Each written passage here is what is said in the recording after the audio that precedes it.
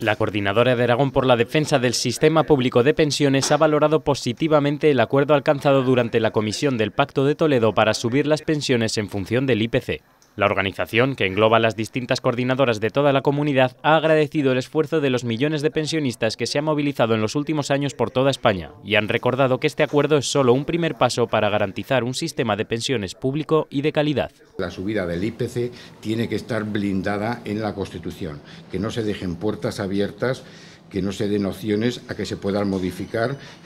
por los diferentes gobiernos. Evidentemente no es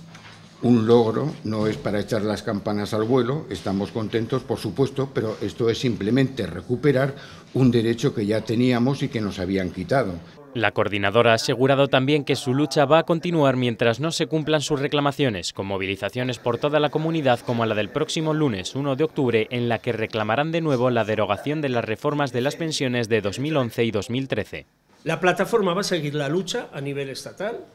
A nivel estatal estamos organizados y el 1 de octubre es un primer paso,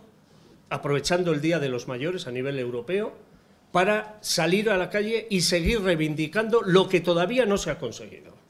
Entre sus peticiones, el establecimiento de una pensión mínima de 1.000 euros, fijar la edad de jubilación de nuevo en los 65 años o la negativa a privatizar el sistema de pensiones.